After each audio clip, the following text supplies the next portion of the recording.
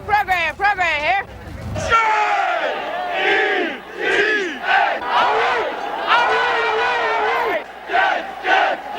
We go out there, we play intense, we play aggressively, we play football. That's what we do.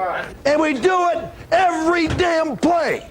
And we never let up. And once we jump on top of their ass, we keep after them, and keep after them, and keep after them. Let's go. Here we go.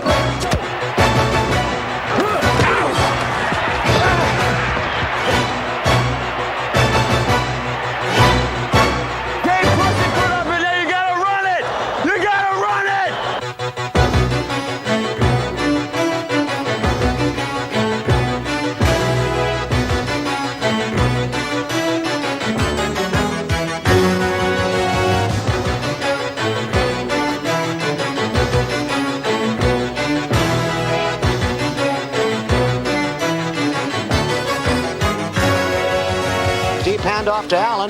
Nothing there to the left. He reverses, comes back up the middle, breaks it at the 50. He's at the 40. He's off to the races. 30, 20. They're all chasing.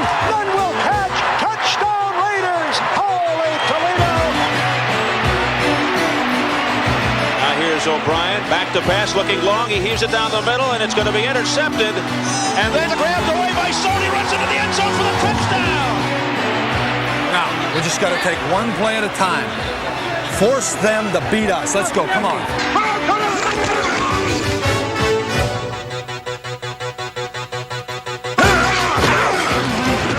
Come on, get there, get there.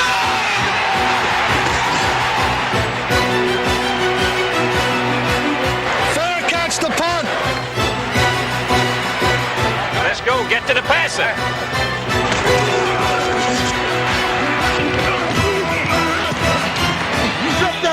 Drop that ball!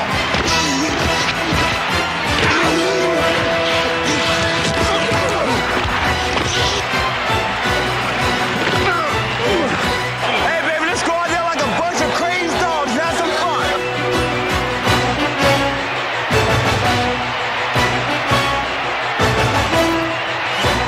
Let's go, killer. This ain't gonna be no place for women and children now, I tell you. When you get knocked down, you got to get up. You got to get up. You can't lay around on the ground. Put it in the end zone.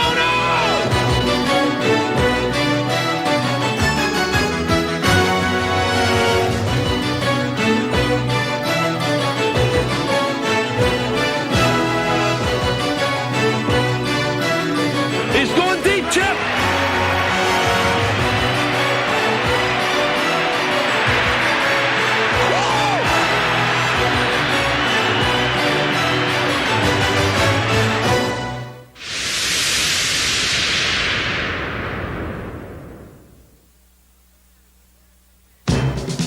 The Bears have captured the NFC Championship.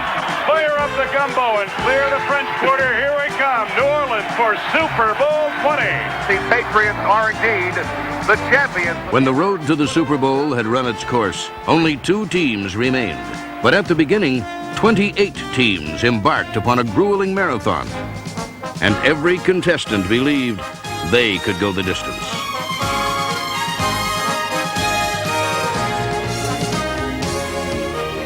We can go all the way to New Orleans if you want to. Just stay together. We're going to hang together. Right. We're going to run like hell. Yeah. And we're not going to stop till we get to New Orleans. There were no shortcuts to New Orleans. The route was marked by more twists and turns than a backcountry road.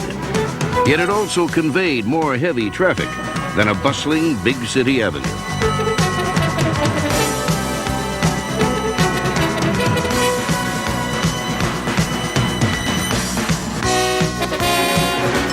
In negotiating heavy traffic, those who carried the ball were fueled by determination, and so were those who caught the ball.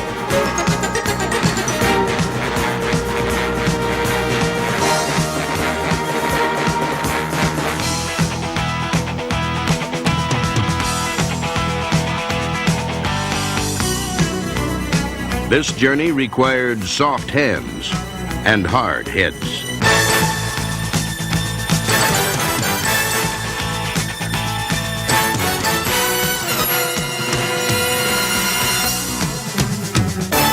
The road to the Super Bowl often suggested a demolition derby, staged on a storm-drenched dirt track, and such conditions produced gritty, down-to-earth heroes. But the season was also highlighted by a sparkling array of athletes who glistened like jewels in a crown. These shining stars included San Francisco's Roger Craig, number 33. This slashing runner sliced himself a piece of NFL history by becoming the first man to gain over 1,000 yards in both rushing and receiving. The Raiders' Marcus Allen, number 32, earned Most Valuable Player honors by displaying a rough-and-tumble style that made him the game's leading rusher. The Jets' Ken O'Brien worked hard to top the league in passing. Philadelphia's Ron Jaworski and Mike Quick worked overtime to create the longest pass play in pro football annals. Jaworski retreats. He's looking. He fires the football. Complete to Quick. He's going to go. 25-40, 45-40, midfield, 45-40, 35-40. Mike Quick, touchdown. The Eagles win. Jaworski to Quick, 99 yards. The season's final week saw a 40-year-old record topple when Kansas City's Stephon Page, number 83, totaled 309 receiving yards against San Diego.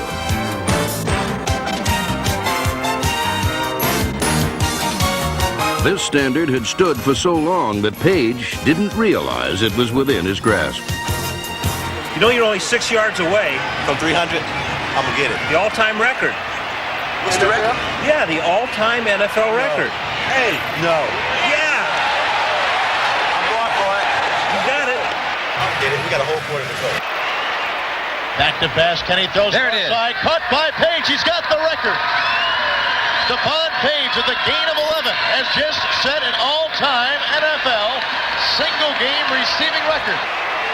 Of all the greatest receivers in history, nobody ever caught over 300 yards except Jim. But I'm not one of the greatest. I'm just a free agent. No.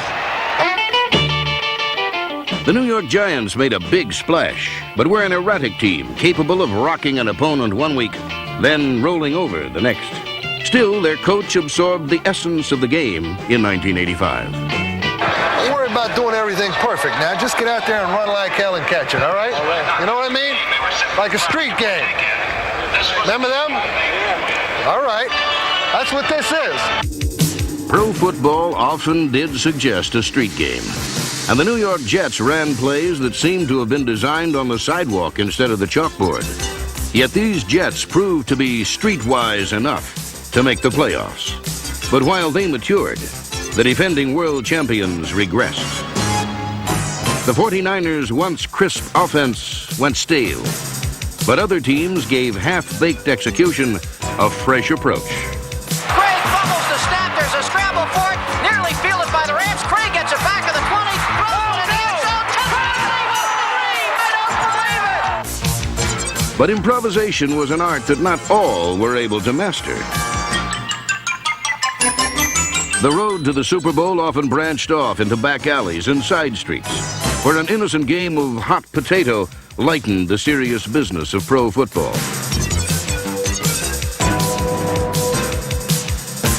The playground spirit served to soften the harsh realities of a hard road where one could build up a full head of steam only to run out of gas before reaching the desired destination. It was a road that could become as confining as a crawl space and more tenuous than a tightrope. The road to the Super Bowl was built to accommodate a wide variety of travelers. And while it was only narrow enough at the end for 2 teams, 28 teams made it the most unique and exciting road in America.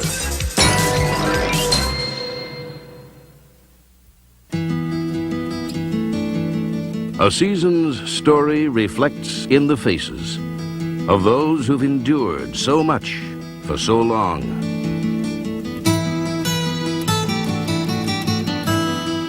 Warm-hearted smiles that speak of success. Empty-eyed despair where things went all wrong. On the road to Super Bowl 20, several of the season's biggest individual stories involved men whose faces were not perched atop traditional football bodies. Men such as 5'6" San Diego running back Lionel Little Train James, the tiniest man in pro football. During the college draft, everybody looks at you and they put you in the computer, and the computer spits out the perfect athlete that comes out and it's going to be a dominant figure in the NFL. It's not that way. To look inside of a person, you can't measure a person's heart with the computer. You have to give that person a chance to show what he can actually do.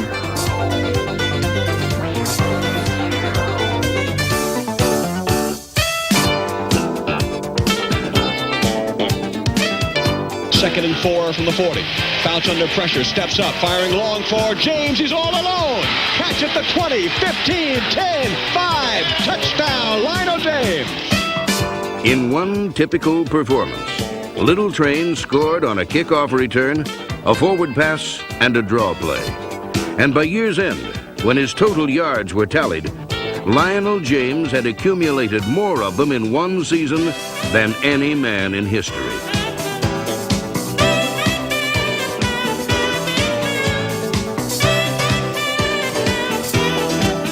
They will sweep to the right side with Lionel James. 15, 10, 5, touchdown. The ball game is over. Little Lionel James exploded into the record books, living proof that the only measurement that really matters is the size of the heart in the man.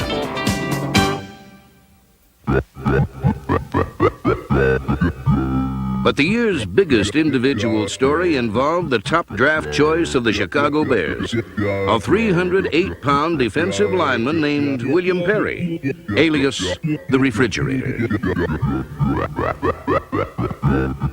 Well, I didn't even know him. I'd never seen him, never heard of him. He came up to the office when we picked him. He was, had about a size 60-something coat or something like that. He was a big guy. The thing that made me mad about him, he came to camp and he couldn't practice but one time, and he went in a heap, and it made a lot of people mad. But Bear head coach Mike Ditka had an idea. For the go-ahead score, in motion Moorhead to the right side. Hand off to Perry, crosses the right side of the line, touchdown! I think a lot of underdogs in society relate to William. He's a guy that's worked hard, he got his weight down, he did everything we asked, and right now he's an ideal citizen, really. In Chicago, perhaps. But elsewhere, folks were not fond of the Refrigerator.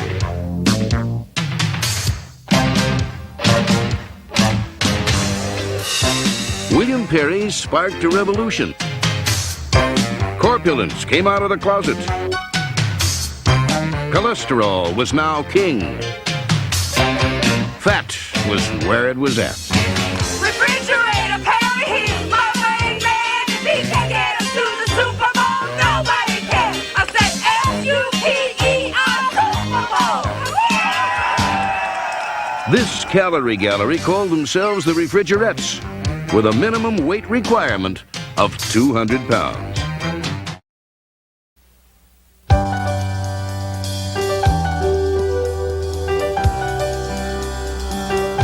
By late autumn, individual achievements pale and fade from memory, forgotten in the Christmas rush for the playoffs.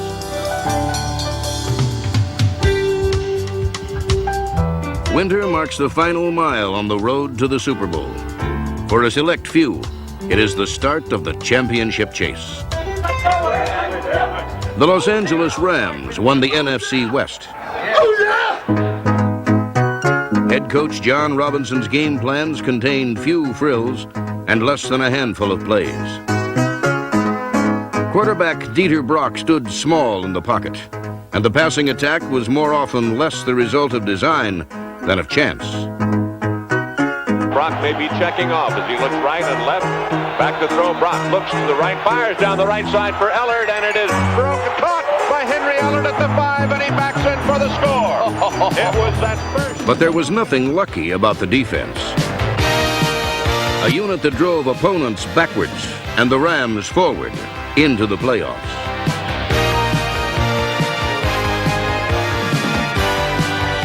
Here, the defense shut out the Cowboys, and the massive offensive line shoved America's team into Mexico. With the Doomsday defense littered like wrecks along a Los Angeles freeway, Eric Dickerson scored 2 touchdowns and rushed for a playoff record 248 yards. This season, Dickerson was not the best runner in the league, or even in Los Angeles. So after putt-putting along for much of 1985, he shifted into overdrive. Turns and gives to the tailback Dickerson, pops it up the middle of the 40, 40, to the 30, to the 20, to the 15, to the 10, to the 5, touchdown! Although the Rams advanced to the NFC Championship, they were a flawed team, much like the Miami Dolphins. These slick, high-tech players in pastels moved more to the funky rhythm of Don Johnson and Miami Vice than to the disciplined beat characteristic of most Dolphin teams. Their ultra-fashionable look could not disguise a glaring weakness. Defense! Defense! Defense! Dolphin fans pleaded, but their cry was rarely heeded. Defense! Defense!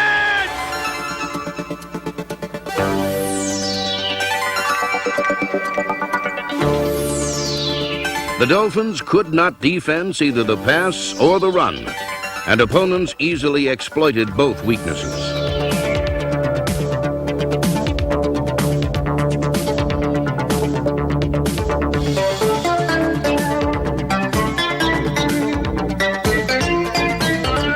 Without a defense or a running attack, this team had more holes in it than Madonna's t-shirt. Thus, the importance of quarterback Dan Marino cannot be overestimated.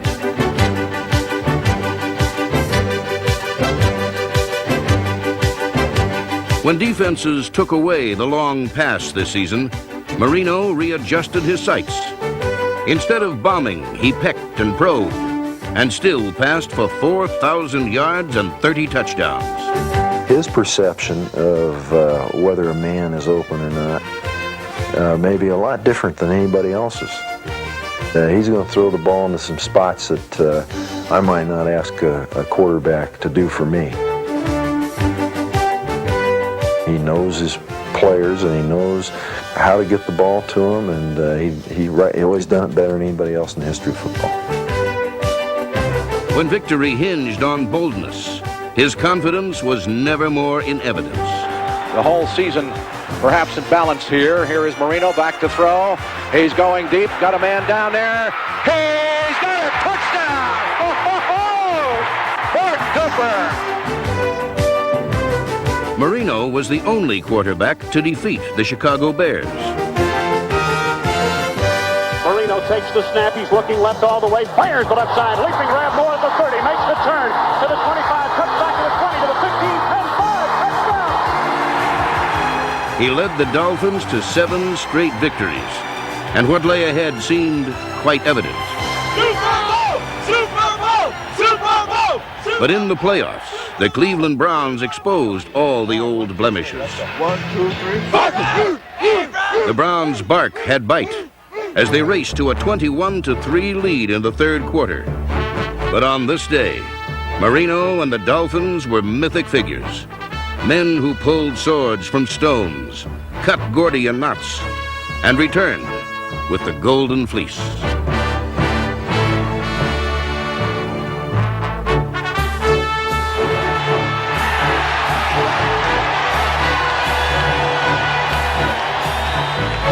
Third and goal from the 1-foot line. Here's a give off. Davenport. He's in the end zone for the touchdown.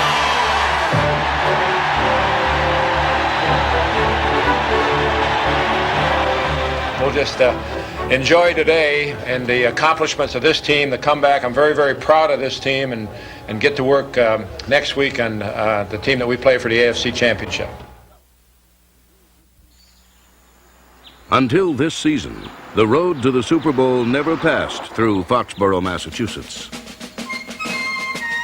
Like the rustic setting outside their stadium, the New England Patriots have always been best described as sleepy and quiet. The talent was often there, but not the leadership to guide it.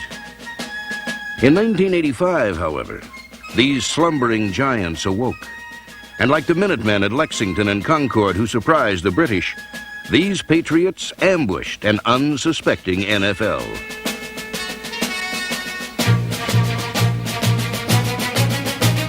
The Patriots vented the anger of 25 frustrating years by unleashing an attacking defense and displaying a downright revolutionary offense. It was hailed as the biggest wake-up call in New England since Paul Revere's ride. Ironically, this call to glory began with soft words by a Texan named Raymond Berry. Hired as head coach in 1984, just 2 days before a mid-season game, Berry made his methodical method of communication his first order of priority. I did say at that point that I really had no intention of trying to learn one offensive player, one defensive player. Hardly been very difficult to do it in 2 days anyway. But I said, one thing I am going to know, I'm going to know all your names by Sunday. And I did. Patriot players soon discovered that Raymond Berry, the coach, was much like Raymond Berry, the player. As a Baltimore Colt wide receiver, Berry's attention to every detail was reflected in legendary practice sessions. Through constant repetition, this former 20th round draft pick worked his way into pro football's Hall of Fame. He applied his meticulous methods to coaching. The result has been astonishing.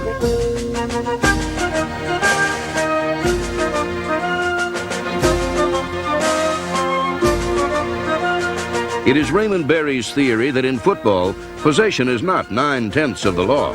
It is 100% of it. By practicing how to grab hold of a loose football, the Patriots made recovering fumbles a game day habit, leading the AFC in that category. One man's influence had them not only playing like a winner, but thinking like one.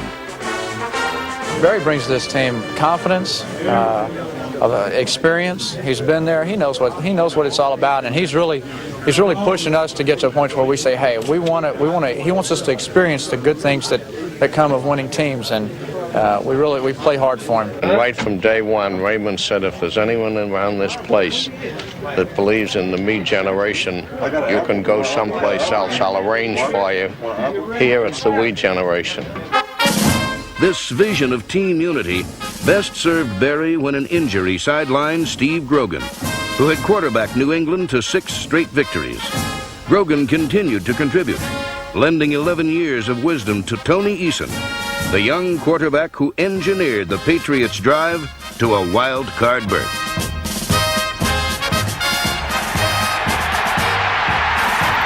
The playoff-bound Patriots could not bask for long in the hometown spotlight. What lay between them and the Super Bowl was a task no team had ever accomplished. 3 straight playoff victories on what promised to be a rough and hostile road.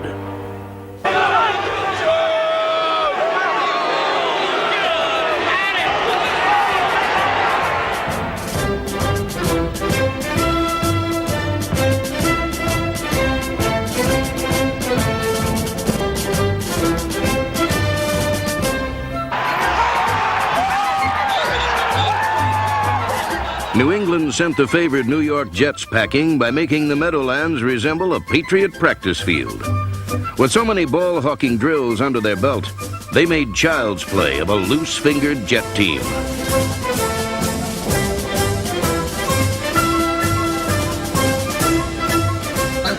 I want to say something, man. I've been in 3 playoffs. This is the first one we ever put a kicking on anybody. We're going to keep going. In Los Angeles, the Patriots' myth of vulnerability stacked up against the Raiders' myth of invincibility. But within the span of 3 hours, both myths were shattered, and pieces were strewn all over the Coliseum.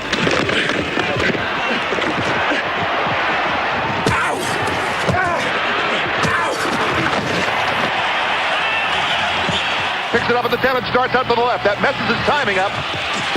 He fumbles again. There's a loose ball. It's in the end zone. They're diving for it. There's a touchdown for the Patriots. On the drop, it's Eason rolling out to the right side, avoiding the pressure. On the run, he throws, and it's Complete for a touchdown. Lynn Dawson in the end zone. 6 points, Patriots. In Los Angeles, the Patriots left the haunting memories of their past behind, setting a date with Miami for the AFC Championship. There's nothing I want more than for them to experience what it's like to become a world champion team. And I had that privilege 2 years in Baltimore when I played there, and there's nothing quite like it. You know, Coach Berry said, you know, he asks us every week, are we satisfied? And the only time we'll be satisfied is, you know, if we're smiling at the end of the game in New Orleans. We got this far. This ain't stopping us now. We're going to win the next one. Hey, the next one. The New England Patriots.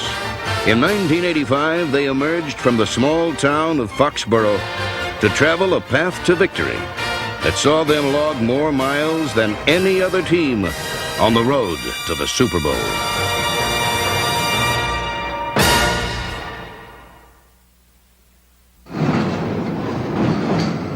Chicago, city of the big shoulders. Hog butcher to the world, where even the feast of St. Valentine is associated with bloodshed.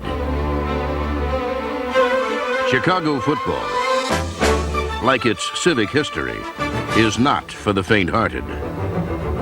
In 1985, the Chicago Bears had the most ferocious defense in the NFL. We're supposed to be crazy, and people think we're crazy, and once we hit the field, they're expecting something crazy. It's like a pack of wild dogs.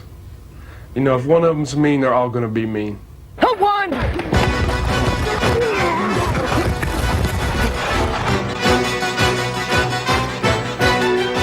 The Bears play a sophisticated and complex defense. But it still boils down to hitting, something they do with obvious gusto.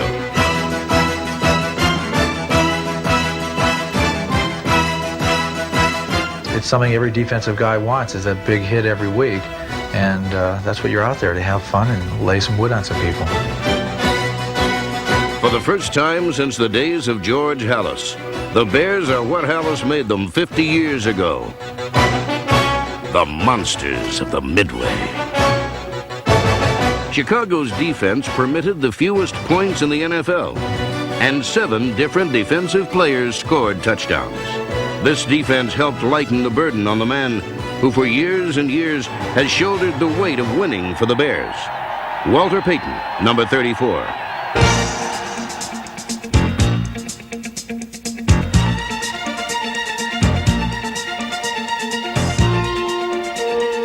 For 11 seasons, Payton has given the Bears every ounce of himself on every play, but never had he reached the Super Bowl.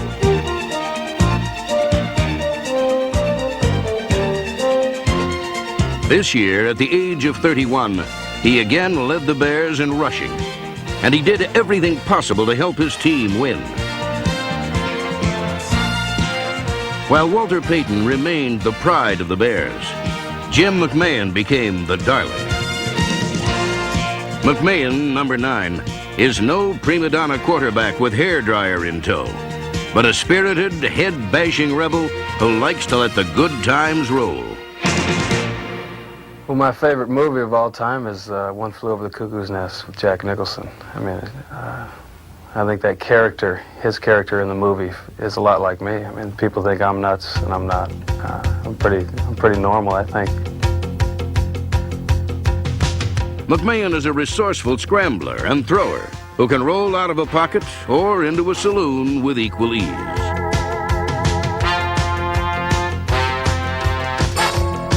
His statistics aren't impressive, but for 3 hours each Sunday, he was almost always the best quarterback in the game in which he was playing.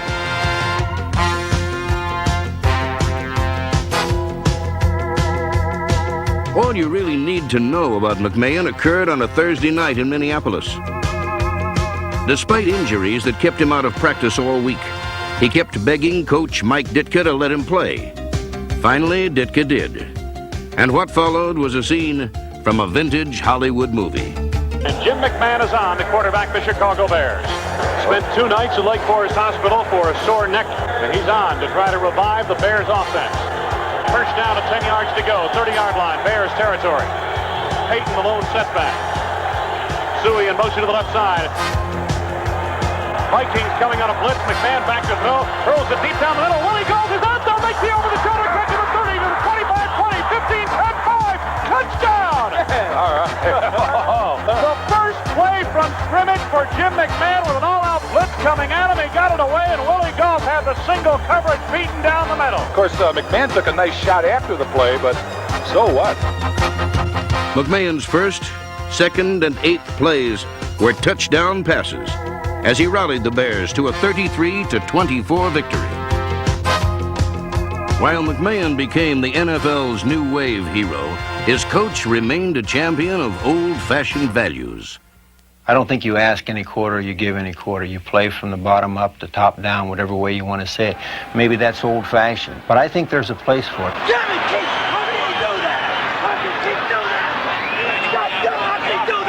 He breaks everybody down so that, first of all, you understand you're doing what he wants, and you have to be disciplined. It's almost like going to boot camp. To me, that's just the psychology of life, of how to get the best out of somebody, how to knock them down when they get too big for their britches, and how to raise them up when they're down. Talking does not win football games. They did all the talking last week about what they were, what they could do. Don't say anything. Mike Ditka coaches from the heart as well as the chalkboard. It's going to be a lot tougher than this one. Let's get ready to play. He once broke his hand smashing it in anger after a game. He now wears a shirt and a tie to remind him to keep his composure. But clothes could never hide his distaste for losing at anything. I remember we were playing gin rum, and it was one of those days where the cards are really coming, and I'm getting good hands right and left because that's the only way I can win at the game. But I ended up and I'm winning, and it just keeps going, and Mike got so mad, and there's a guy I didn't know, and all of a sudden he takes the deck of cards and he just rips the cards half in two and threw the cards, took the chair, threw the chair, and the chair, leg stuck in the wall.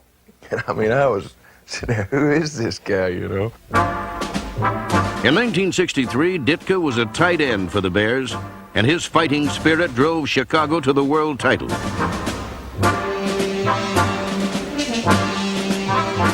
Now, 22 years later, that same spirit has unified the team he coaches. I think that he's brought back the toughness in the Chicago Bear organization. Ask no quarter, give no quarter, and keep that chip on your shoulder and don't take it off until after the Super Bowl, and that's what we're trying to do.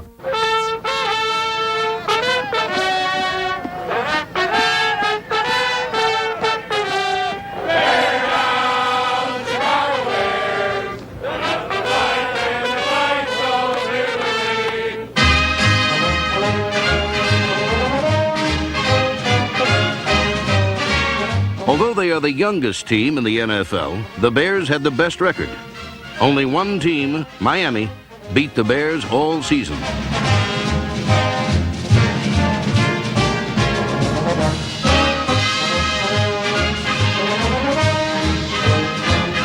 To a city of battered dreams and near misses, the Bears restored a sense of pride.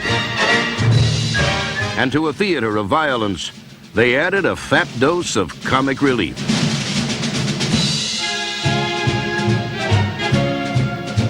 Should we give him the finger? Yeah, man. Should we give him the finger? Yeah, man. Should we give him the finger? Yeah, man. We're number one, we're number one, we're number one, one, one. Whatever we got on our minds, get rid of it, think football. One thing. 60 minutes. Everybody ready?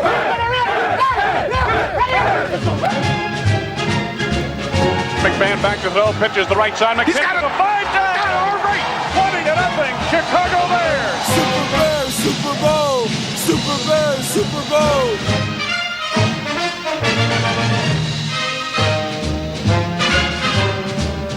The Bears crushed the Giants 21-0 and earned the right to meet the Rams in the NFC Championship. this is not the end of the road. I mean, there's work to be done. There's miles to go. That's the way the poem goes. We've got a little way to go yet. And I tell you, it's going to get better. Well, like I said, the best is yet to come. It really is. Today, on the frozen shores of Lake Michigan and on Florida's Gold Coast, 2 championships will be decided. Sodden Orange Bowl. It's been raining here all week long. Patriots have not won here in 18 straight games. This one is for the right to play in Super Bowl 20. Soldier Field in Chicago, the NFC Championship, and a trip to New Orleans for Super Bowl 20. It's going to be very tough to throw the ball and very tough to kick the ball because of that swirling wind. Why don't they put a dome over this place? 67 WMAQ, we're ready. Do the Bear defensive bark. You ready, Doug? Everybody bark together. You ready? Okay, let's go.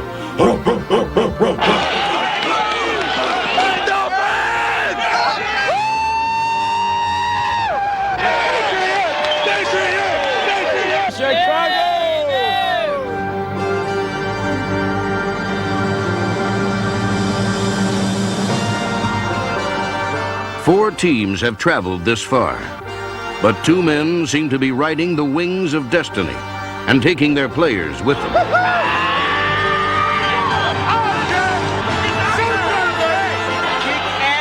Let everything hang out. Am I right? Am I right? Let's go.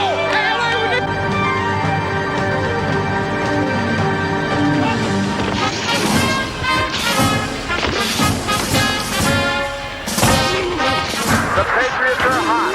They've beaten the Jets and the Raiders in the last 2 weeks. And Miami's going to have to hold on to the ball today. They're also going to have to stop that running game that's been averaging 145 yards per ball game for the Patriots.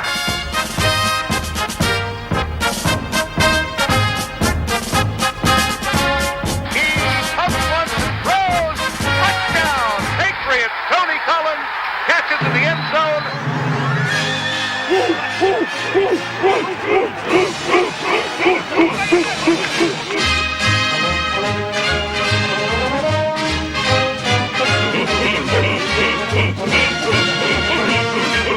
I've never seen the team 15-1 talk so much. You know? They don't deserve to represent us, man. I've never seen the team talk so much. McKinnon in motion to the near side, and McMahon drops back to throw. McMahon steps up now. He'll take himself. 21 to the 15 to the 10. May go all the way to the 5. Puts it in over there. That one in there, Jim. Where's the football? And he puts the Bears on top.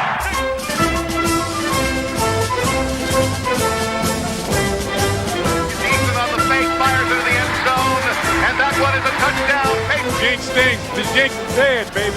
I'm too young to remember that anyway. I don't know nothing about it either. McMahon rolling left, looking to deal. He fires the left side of the end zone. Good call, Mike. Good call. As the Rams and the Dolphins watched their Super Bowl dreams fade, the Bears and the Patriots settled in and let their fantasies take flight.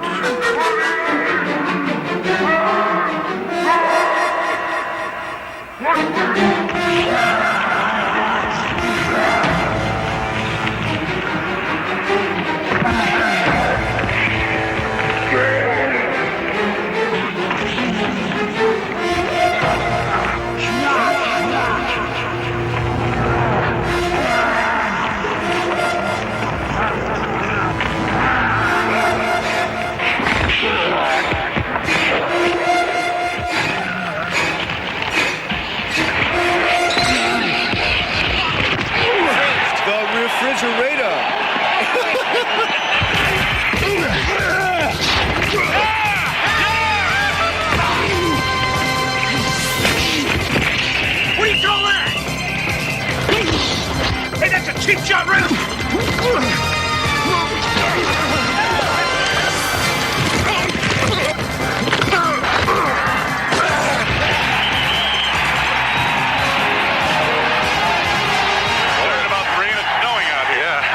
So it's really starting to whip out there. It has gotten colder steadily, and now the weather that everybody talked about I wonder if they're finally arrived. Maybe they're cheering for the snow. I think they are. Huh. fourth quarter. Fourth quarter, can't no one beat us. It means that they have destroyed the Orange Bowl, Jinx.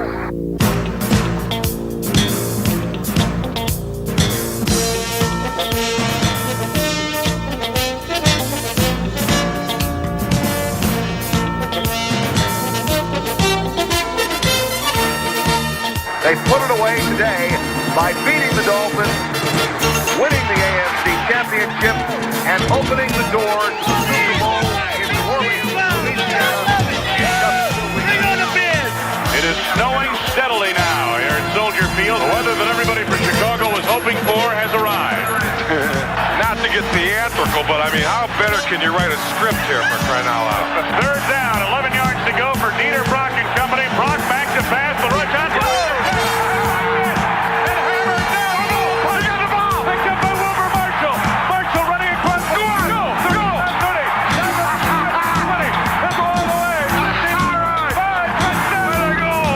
The crowning jewel in their NFC championship.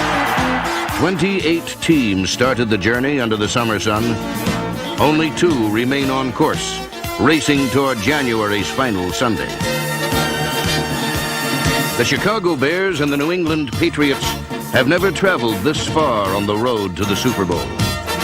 They are about to discover that this last mile is the most glorious.